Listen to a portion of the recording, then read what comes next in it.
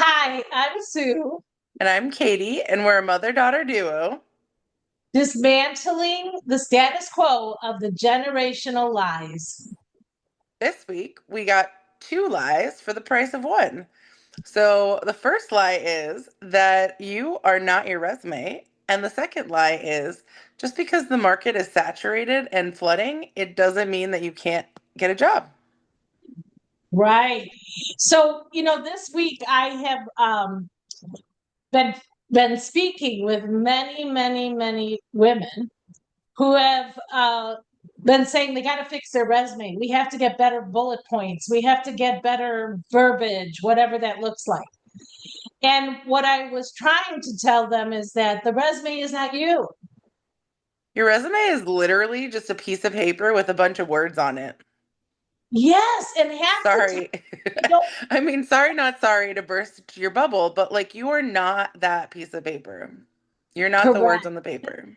Even even if you have AI write you the best resume ever on this earth and you sound amazing, if you don't show up as that person and not the person that was in the job before or the person that's got all this conversation, your negative conversation in your head, you can't get the job. The piece of paper won't get you the job.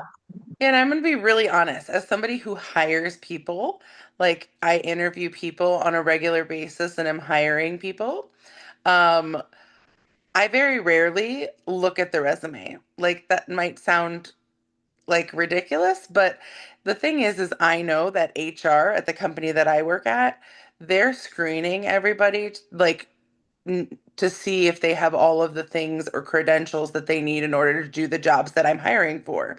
So when I get a resume and an application, I already know that they have like the degree, they have the schooling, they have whatever they need to be in that role, like that piece. So my job is to figure out who's the best person for my team. And so the resume doesn't really tell me that. So I can find out more about a person in a screening phone call, asking them 3 to 5 questions to determine whether or not I want to even bring them in for an interview. So a lot of times I'm not even looking at the resume. Yeah, and I will say, coming from the HR background, sometimes I didn't even have time to look at the bullet points. I assumed that you were qualified. So sometimes I would look at the profile at the top or the summary to see if you engaged me. Mhm. Or I would look at the bottom and see that you had the technical skills necessary or whatever was necessary for that job. And then might take your resume home with me that night to read those bullet points, but your initial thing might not get there based on bullet points or what's on that paper. It is Right. really about how you show up. Mm-hmm. And so the real work for interviews is showing up without those barriers that we talked about, even we've been talking about all the last few months.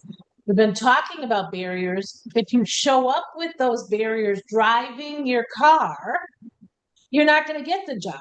There's nothing Mm-hmm. you can do to get the job. So what ways, as a coach, I know you do coaching also, what ways Yep.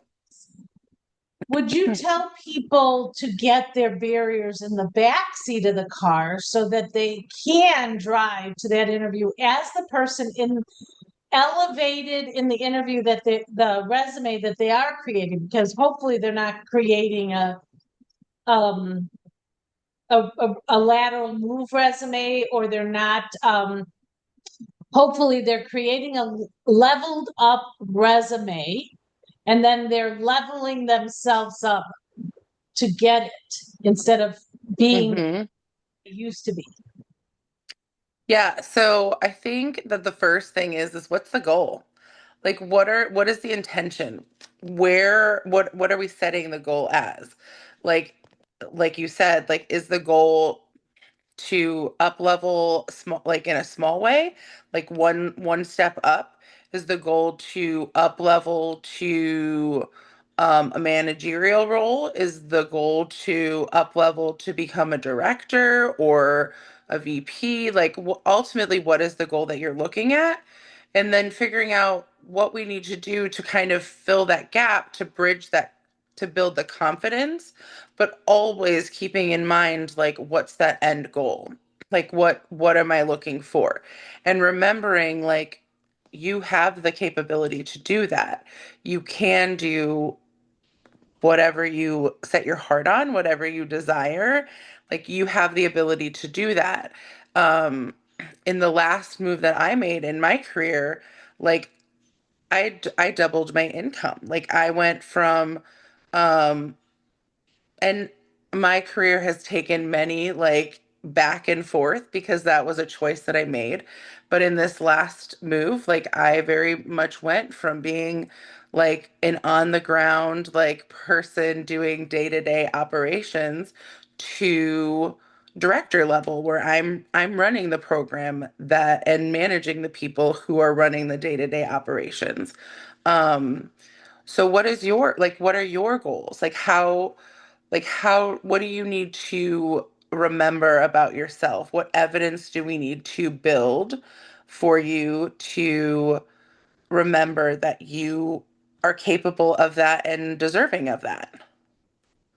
Do you think they need to acknowledge the barriers that they have speaking in their heads that cause them not to drive that car there? I Just think that's the acknowledge I starting don't think they have I to think do that's the much. starting point, like, what's holding you back.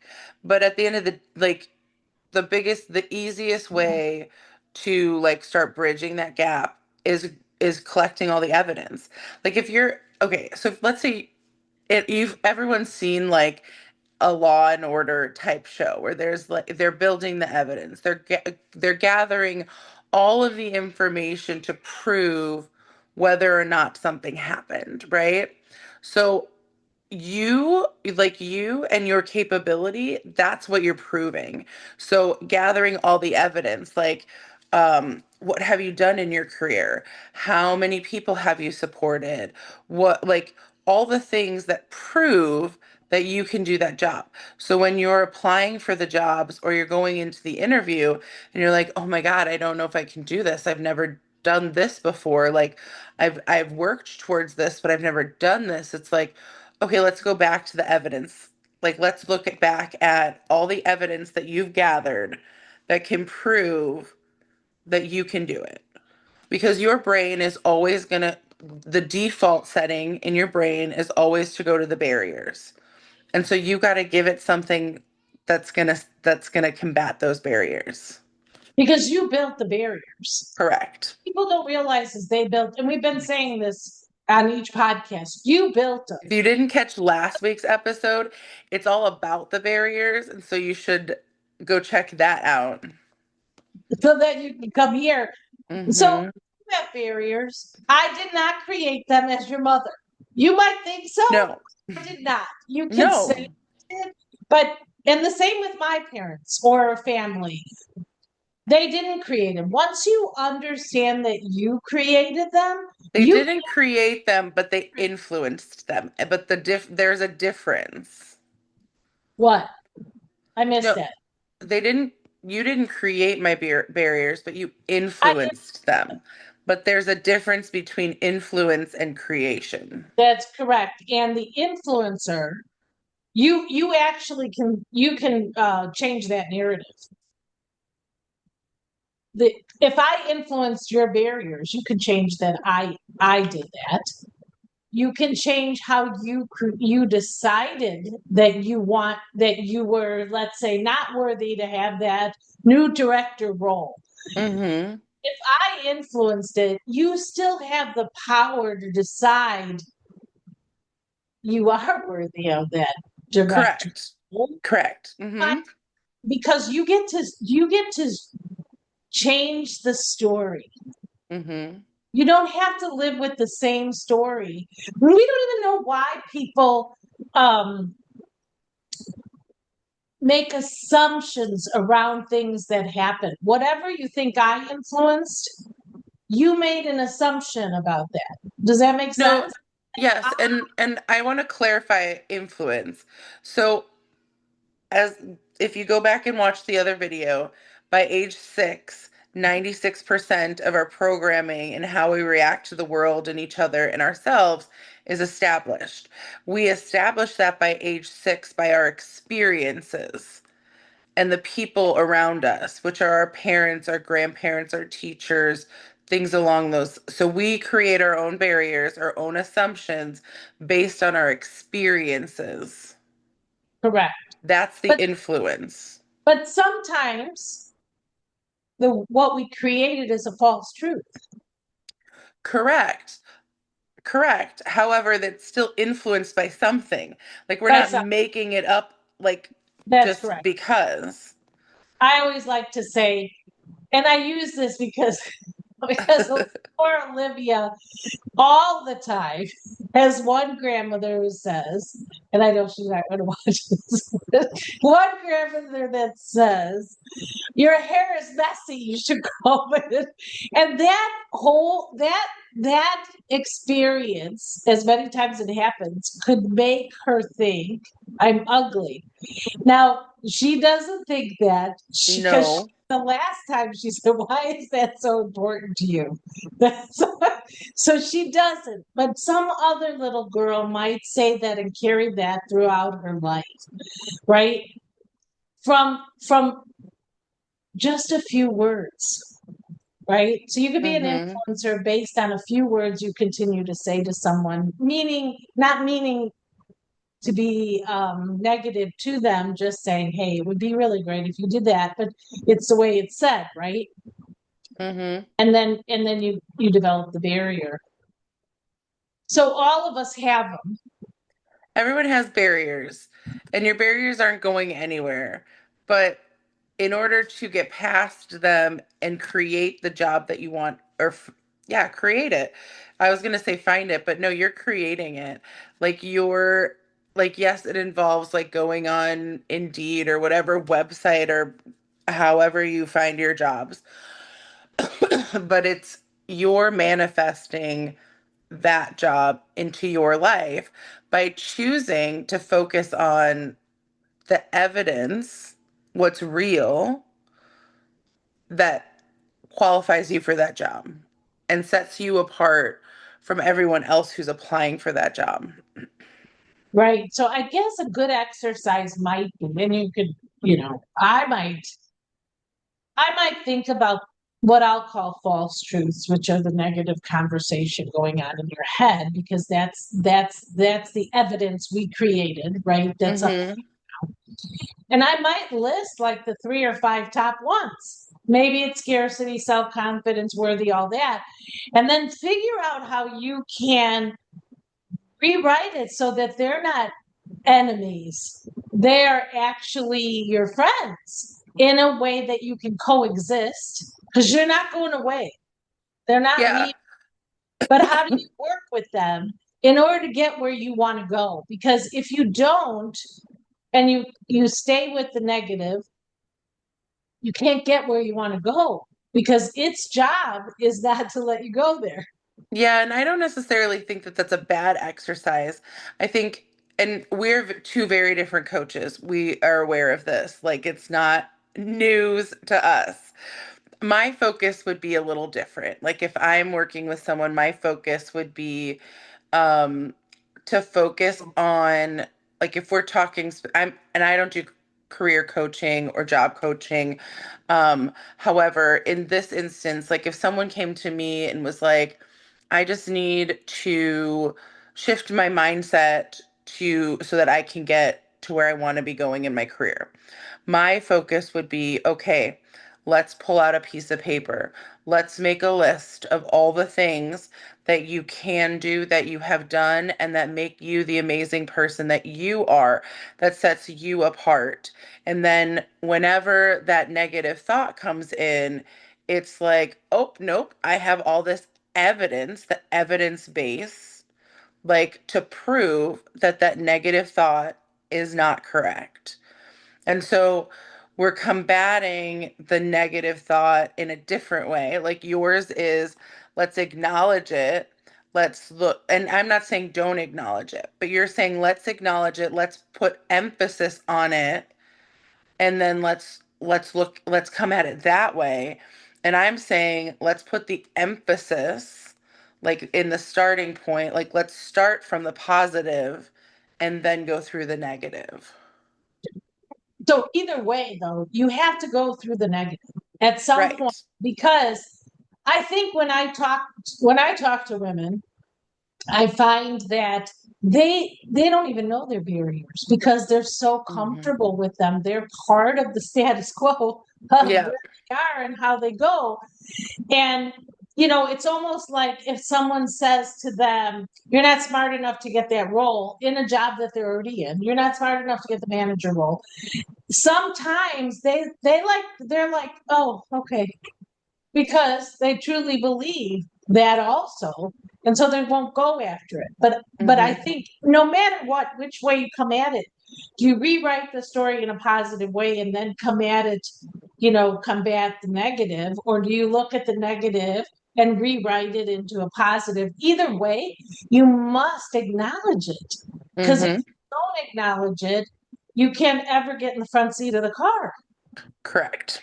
So, for most of these women or anyone who's looking for a job, and first of all, if you are saying that the market is flooded, It is.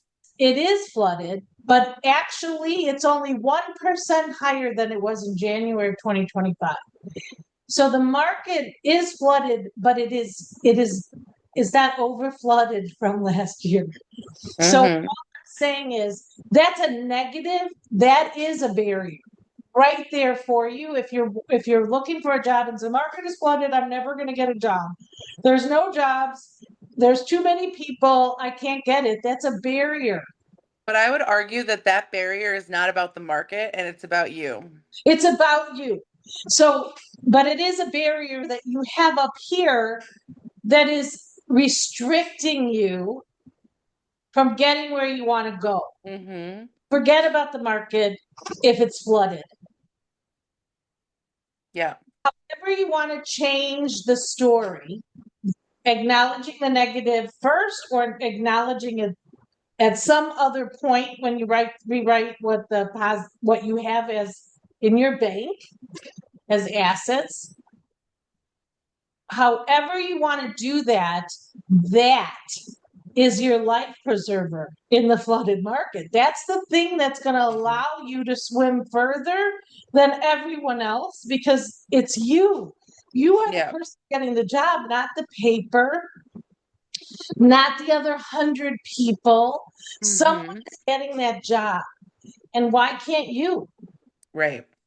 Right? Why can't you get the job? And so I think that really the other barrier for them is themselves, because they create other stories like the market is flooded. There's hundreds of people in social media, hundreds of people in HR, or there's not as many jobs in, say, your field at the high level of director, and then there's 100 people applying for those. Hmm. So those 100 people are better than me. They have more experience. They have this, they have that. That, even while you're writing the resume, Hmm. is saying, I'm not going to get the job. Right. You're already saying that in the resume. And there's no But way you can that. aren't you the biggest barrier of them all? All of it. That's what I want people to see. It's not the resume. My resume is not good enough. That's why I can't get a job. No, you are telling yourself you're not good enough, or that you can't do it, or you can't compete against the flooded market. But you can. I've seen it. And I guarantee, okay, so now this is not something we'll know, but as you're watching this, I want you to think to yourself, when I told you that I'm a person that hires people, that I'm a hiring manager, I'm a director, but like I hire people all the time and I don't look at the resume. How many of you said to yourself, I'm an anomaly, that most people that are hiring, they all read resumes and that I'm in my own camp all by myself that doesn't read a resume. I'm gonna bet that it was a lot of you. That a lot of you were like, bullshit. Like, she either is lying or no, like she's doing something that nobody else is doing. And the Or, thing is, but the thing is that that in and of itself is a barrier because I am not in my own camp. Many people who are hiring are not looking at your resume. So we briefly were talking about this before. Like, I know a lot of people who are very anti AI touching their resume. It because we're not really looking and reading your resume, AI can make your resume. But also, as someone who used AI to create my resume, AI can do better at creating a resume than you can because AI will point out to you all of that evidence that we were talking about that you forget about because you're doing it every day. well, the other thing that people might have said, and you can put this in the comments too, is did you say, oh my God, people don't read my resume. So now what do I do? The market is flooded and I can't even fix my resume for other people to do. So maybe anxiety and fear and all those came rushing in when Yeah. Kate said that. And that's why we're here saying it's not that paper. It's not the piece of paper. It doesn't matter how many great words you have or what it says or what that cover letter says. Hmm. Excuse me, it's you. Yeah, You got, I want to know who you are. I want to know what you can bring to my team and how you're going to fit into that team. What you like I know you have all the things. Like I know you have like if your resume makes it to me, I know you have all the things you need. So and that piece for me, it doesn't doesn't matter. matter. I need to know who you are. I need to know what sets you apart from everybody else who's applying for the job. And you you have to show up. And how do you show up? Like, let's take, we were talking about a client. Well, one, you need to actually show up because I do have a lot of no-shows. I did have that too. I do have a client who couldn't get a manager role, and he's in IT, and he decided, every no made him think he couldn't get it. Built a great resume on AI, but it wasn't enough. Had to work on his self esteem, his confidence. Once he read that resume and the cover letter, he said, "Oh my God, I don't think of myself as that person." Although I said, "Do you do everything that's in that resume and on that cover letter?" And he said, "Yes, I do it all." However, he did not see himself or believe that he was that person. So when you go to the interview, if that's what you're thinking, that's how you're showing up. So Yep. you're going to get no after no after no after no. And it isn't because the market is flooded, it's because of you. It's not because of the resume, it's because Mm-hmm. of you. And it goes even further. You got to be that part. Go to the interview as that. You want to be a director? Dress a little better than maybe someone who's a contributor on the floor playing with the kids or doing occupational therapy with the kids. Play the role. I'm not saying you have to go in a suit. Play the role so that as you're walking in and you're interviewing, you feel like that person in the resume.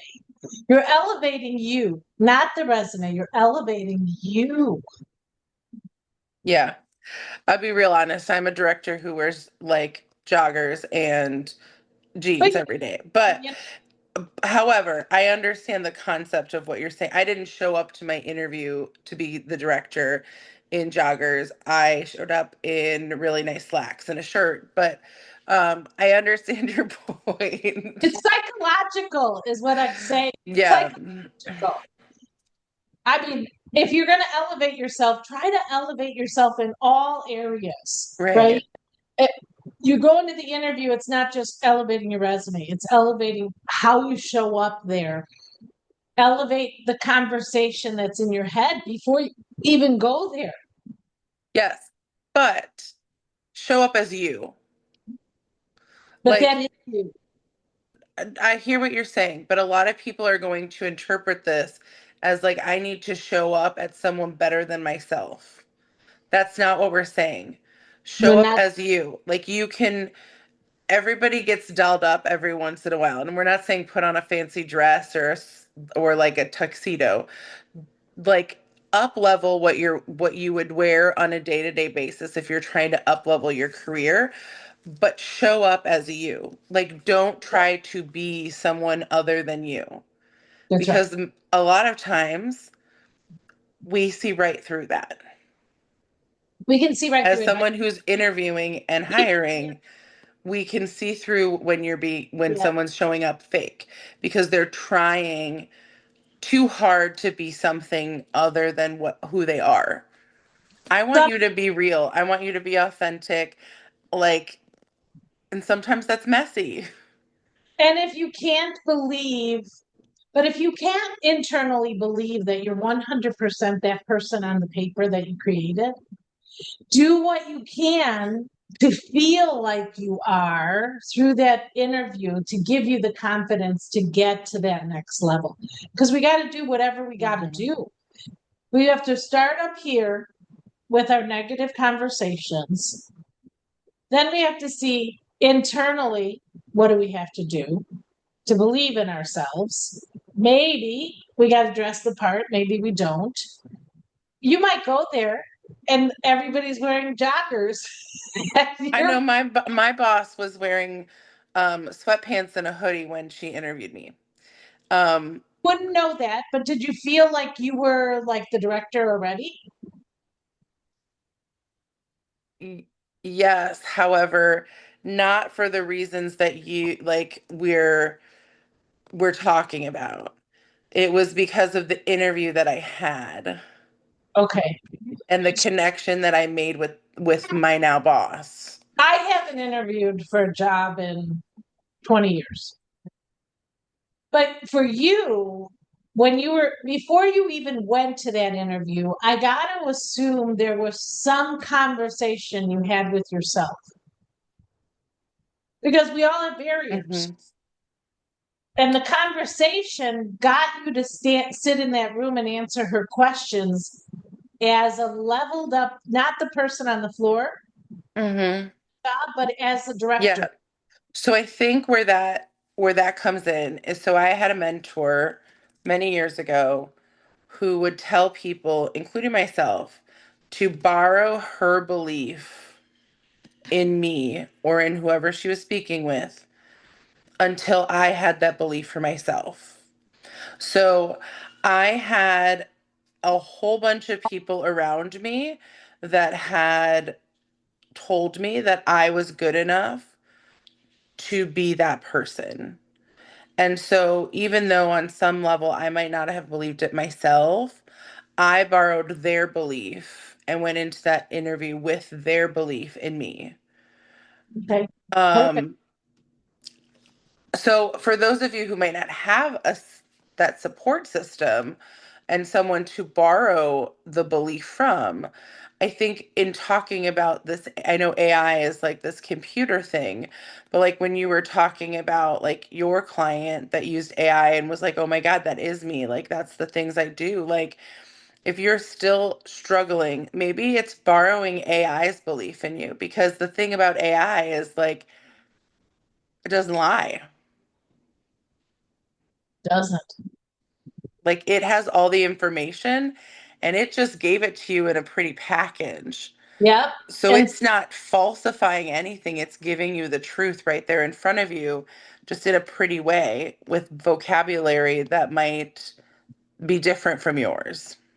so actually, like what I did do with this client is that cover letter, which was shorter than, all the stuff on the resume.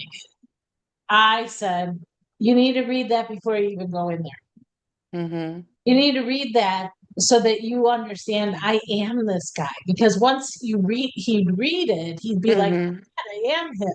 Right. Right. So the more you read that, the more you are going to start saying, I am that. Hmm. Most of us have been whatever job you're going to apply for, Right. didn't have the belief that we were. Hmm. Right. So I think if we think about it, it starts up here with those barriers that are negative, whether you want to look Right. at them first or you want to do the positive and look at them after, but you got to own them and accept that they're going nowhere. And then Right. you get to maybe build that resume that you want to build and a cover letter. I know that sometimes people say nobody wants a cover letter, but maybe the cover letter is for you. Yeah. Maybe the cover Maybe letters it's to help you find something to borrow the belief from. from, and then borrow that belief.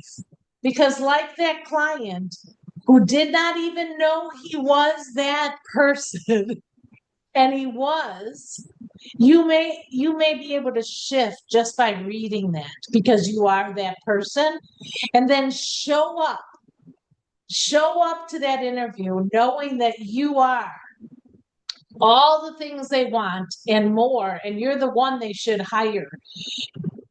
It isn't, it's the lie. What are our lies? You're not your resume. Your resume is a piece of paper.